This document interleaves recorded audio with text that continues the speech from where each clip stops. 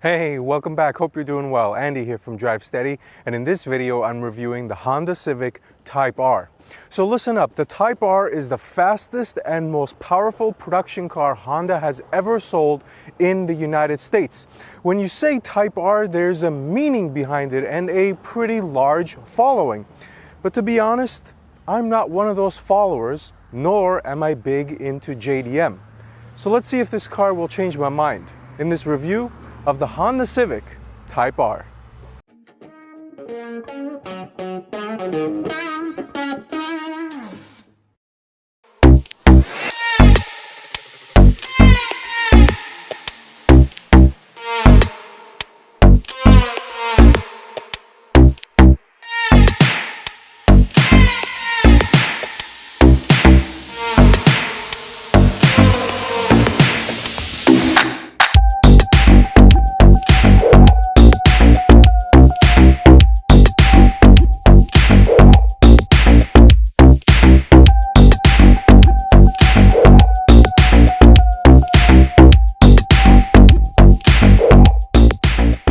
So let's start the review off three modes: Comfort, Sport, and R+. This wing up here, and then there's a spoiler. But overall, this is a very functional interior. Let's go for it, shall we? I'm in Sport mode. Let's give it a roll.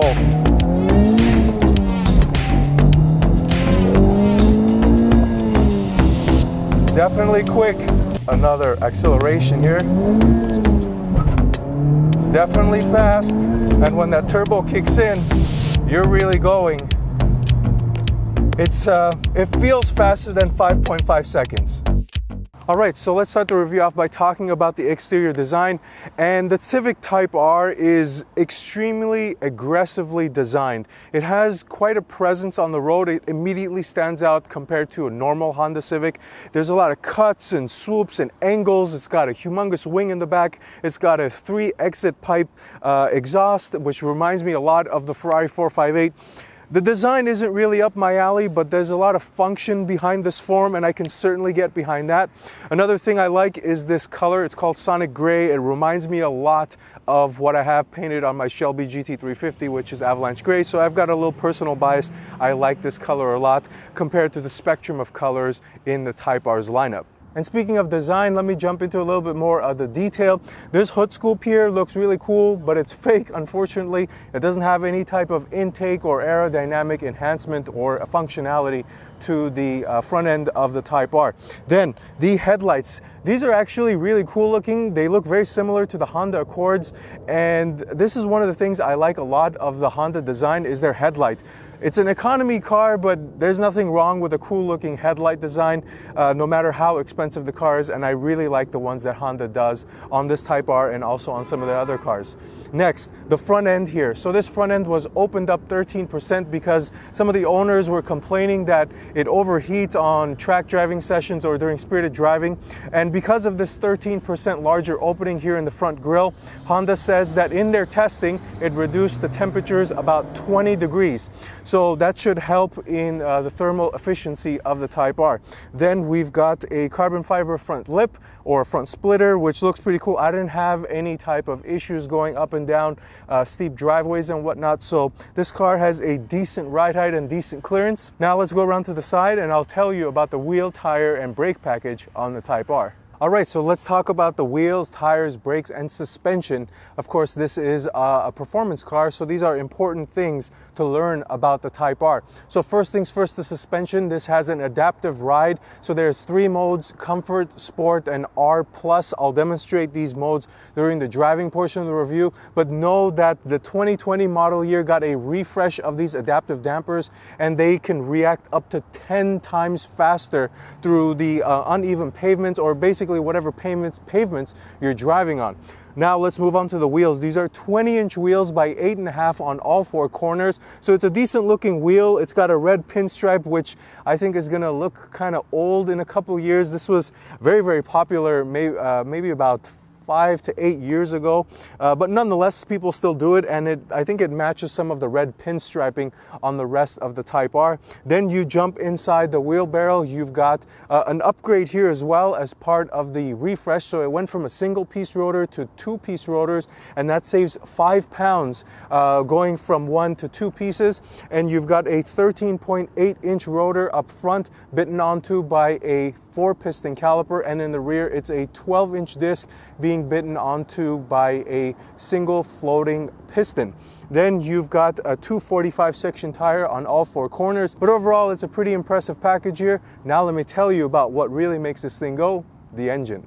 All right, so speaking of the engine, this is a 2-liter turbocharged 4-cylinder VTEC engine making 306 horsepower and 295 pounds-feet of torque. It's mated to a 6-speed manual transmission. Hallelujah. Very refreshing to get back into a manual here.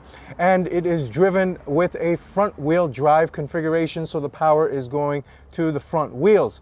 Now, this thing weighs about 3,100 pounds, which is very light by today's standards, and it revs to about 7,000 RPM, which gives it that VTEC characteristic. Once you get into the high RPM band, the sound and the thrust you get of that VTEC is pretty engaging and gives the Type R that unique experience that you're looking for as a selling point. Next, this engine is pushing 23 pounds of boost, which equates to a performance of about 5.5 or 5.6 seconds. Now, Honda doesn't publish a time, interestingly, but several magazines have clocked it there.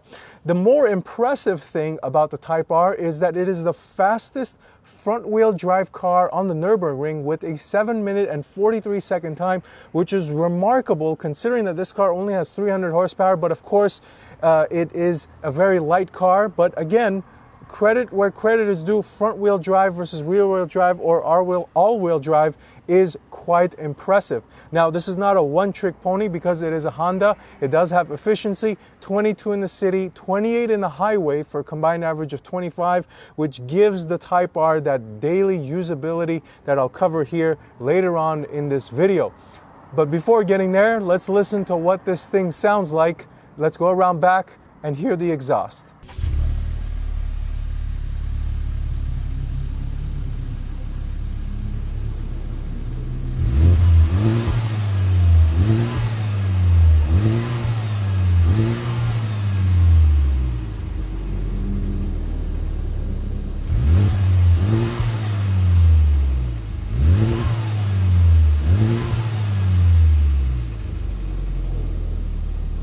All right, so now we made it to the rear end of the Type R, and there's a lot of interesting stuff happening back here as well. And first thing is this wing. This is the most controversial topic on the Type R when it first came out. And when I saw it in pictures, I was like, man, that looks terrible. It's so outlandish and it's too high and it's ugly and it doesn't jive well. But in my opinion, after seeing it in person, I think the complete opposite of that. I think it flows very well with the rear end design. And one thing that's very underestimated in car designs is when the front end balances with the rear end, the entirety of the car is in unison as far as their design. I can't count the number of cars where you look at the front end and you look at the rear end. It's almost like two different teams designed the car. There's no unison in the design, and I'm glad to say that the Type R, of course, as outlandish and aggressive as the design is, it's in balance. The front end, the rear end look good together. Now, continuing on into this wing, there's two wings here. There's this wing up here, and then there's a spoiler type effect, which has two aerodynamic inlets, allowing in air, pushing the car down. I saw this in the Macan Turbo that I reviewed a couple months ago, and the GT3, the Porsche GT3 has this as well. Then of course you have the 3-tipped exhaust, giving to that outlandish and out there design for the rear end. And then there's another added benefit to the Type R, or an added characteristic, and that's its daily usability. This thing has a dual personality. So a part of that is because it's a hatchback and it has a pretty decent sized trunk.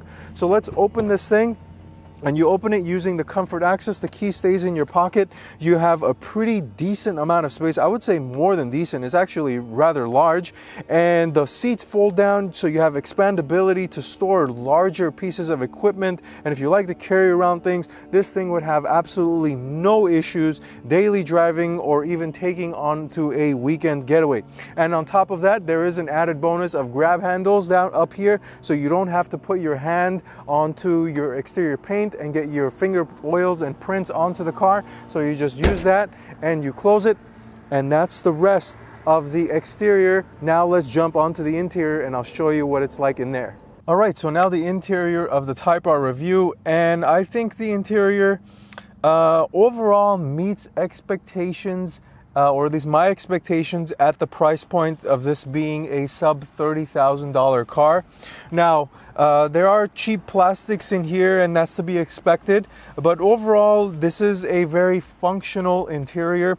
There's anything that you would expect, the common sense type of aspect of an interior, there it's in here. You've got Bluetooth, you've got a touchscreen system, you've got the gauges in front of you are clear and easy to read, and everything is laid out fairly well. So now let me jump into a little bit of the details. So this seat, so this is a all manual seat, so all the adjustments, there's no automatic movement in this. Some people might find that annoying, but it's weight saving, so that's good. And in general, you just set your seat and you forget it anyway, so for me it's not that big of a deal. As far as the characteristics, this is a pretty aggressive seat, but the thing I think that saves it is that the cushions and the material, the Alcantara material, are very soft, and the cushions are pretty comfortable. So even though this is an aggressive seat and it holds you in very well, it is at the same time pretty comfortable. It's not the most comfortable, but as far as the main intention of the seat, which is to hold you in, it is pretty comfortable. Now, moving on to the steering wheel. So the steering wheel also got a refresh, and I'm not as happy to say that it's all Alcantara. I'm not a big fan of Alcantara steering wheels or Alcantara in general, especially when you've got it in high touch points like your steering wheel. The prior generation had some type of leather on it, and I wish that this had it as well. This car is like a one-year-old car. It's a 2021 model, and the Alcantara is already beat up, and that's the reason why I don't like Alcantara. Then you've got a pretty good gauge cluster. It's digital in the center, and it's got like these analog gauges for your temperature and your gas gauges. Overall, it's adequate. It's pretty cool. It toggles through modes when you go through the driving modes of Comfort, Sport, and R+. It just gets redder as you go up into that spectrum. And now the infotainment screen. This is a 7-inch unit, and it's touchscreen, and it's very function over form. The interface looks adequate. Obviously there are more advanced software systems and looks and graphics in more modern cars, but the nice thing about it is it's very functional and easy to use. You've got physical buttons here on the left hand side that gives you nice shortcut menus for home, map, audio, phone, which are the main reasons why you use your infotainment, so that's always nice. And you've obviously got that touchscreen benefit as well.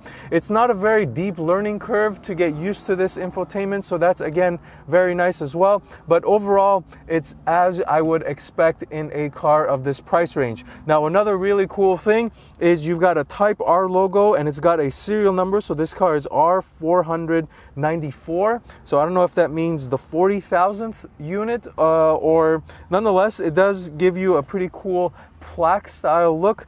And then you've got a drive mode selector for Comfort, Sport, and Sport Plus. And the coolest, most intuitive Honda thing in here is this center section. So you've got a sliding armrest, which is always cool. And then inside here, you've got like these different layers of cup holders, and then overall storage space, which is highly configurable. You can move things around. You have a USB outlet down there, and it's really cool to see this type of configurability in this car, adding on to that dual nature, daily usability characteristic that it has. So now let's move to the back seat really quickly, and I'll tell you what it's like back there. All right, now the back seat, and I'm surprised to say that there is a lot of leg room in the back seat of this Type R.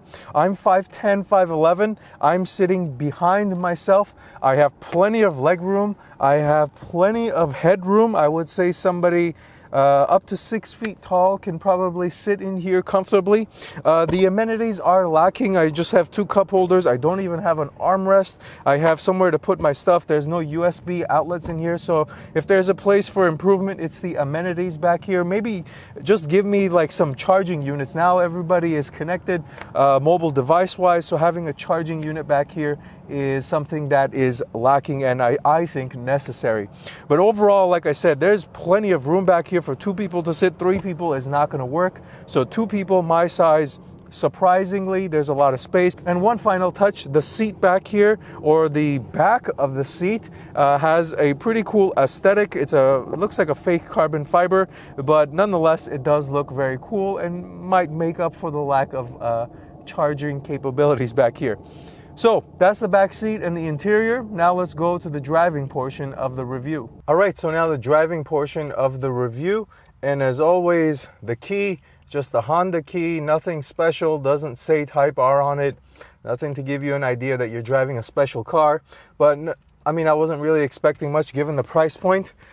Speaking of the price point, this car, brand new in 2021, as a 2021 model. The new one is going to come out as a 2023 model, I believe. But this one is basically $38,000, which is okay considering what we've talked about so far. And we're going to talk about the driving portion and see how that feels. But before doing that, the visibility is actually really good. I was concerned about that wing out back, but it's not a concern whatsoever. You can definitely see it if you crouch down, but as I'm sitting here in my normal driving position, I don't even see it. It flows to the top of the roof, and unless I go like this, I can't see the wing, and to some people that might be good or bad, but there's absolutely no visibility issues out the back. Out the side, it's pretty good, and you have a rear view camera, so no concerns, even though the rear view camera does have a pretty terrible resolution. So now, let's go ahead and turn this thing on and go for a drive. Brake pedal, clutch in, start, stop. Starts up. Doesn't really have any unique exhaust tone or anything like that. This is all about the VTEC and when that kicks in. So that's when the real exhaust and the intake noise is what makes this driving experience a little bit more experience oriented rather than something dull. So let's go for it, shall we? So one of the nice things about this car is the shifter. I actually like it a lot, and more specifically the clutch. The clutch was very easy to get used to. It engages at a point where you would expect it to, and it feels really nice. Sometimes you get into a shifter or a clutch and you just want to get used to it. I got it right the first time, and I didn't even need trial runs or practice runs just to get used to it. The shift from 1 to 2, everything's good. It does have rev match downshifting, which I like a lot. It works seamlessly. But I'm in sport mode. Let's give it a roll.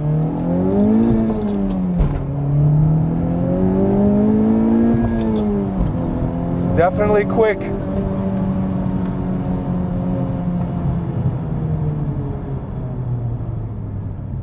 It is definitely quick, and the steering feel in sport mode feels a little too heavy for me, and that's one of the weak points of this car, and that is the steering feel. And let me explain. So you've got comfort, which the steering feel is way too soft, and there's basically no feel. But when you're in sport mode, it gets a little bit heavier, but I just wish it was, I don't know, maybe about 10% lighter than it actually is. And then when you're in R+ mode, I think it's just way too heavy and artificial. So for me, I would like to see a little bit of improvement in the steering feel. And just overall, it doesn't feel, I don't know, it doesn't feel like a driver's car. It feels kind of numb, especially in the center. The steering doesn't feel direct. When I'm giving it steering inputs, I'm not really getting that feedback that I get. I don't know if it's a front wheel drive thing, or maybe it's just a placebo effect, but I'm definitely not getting the feedback that I like to get. Like, let's give it another acceleration here. It's definitely fast, and when that turbo kicks in, you're really going. It feels faster than 5.5 seconds. That's for sure. I'll give you that much. And the shifter feel is very good. This one has like a modified shifter, or at least the handle is, and it's got a little bit of looseness in it, a little bit of give, and it feels kind of cool. But as far as the driving modes, which one do I like the most? I do like Sport the most. It provides the most balanced level of steering, handling, body roll, throttle response. Now, when you switch to the modes, the throttle response does also change, but I liked the Sport mode the best only because the Plus R mode is way too steering heavy, way too artificially heavy. I didn't like it at all. Sport mode, if it was a little bit less heavy, it would have been better, but Sport mode is the right mode to be in, at least that's my opinion.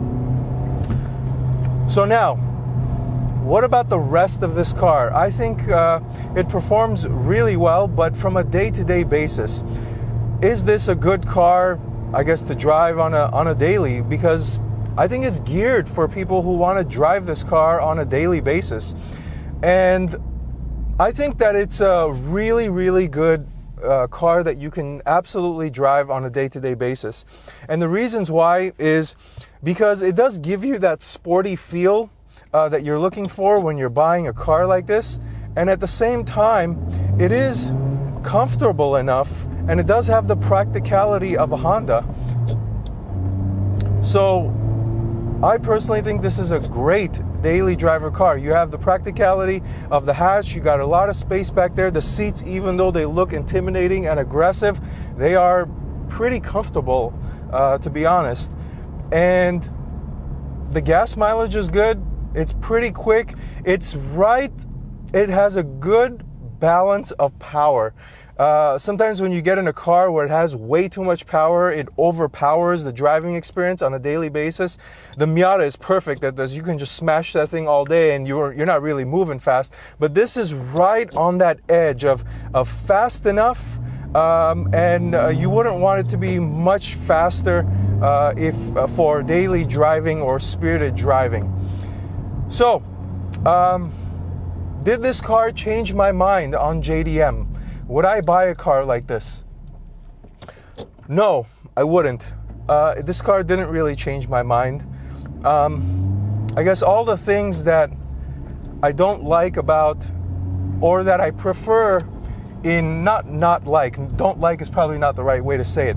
All the things that I prefer in a driving experience, I don't really find in this car. That handling characteristic of the torque steer. The engine doesn't have a smooth power delivery. It's too top happy with the VTEC. I'm more of a naturally aspirated guy. So for me, although it does give it sounds good,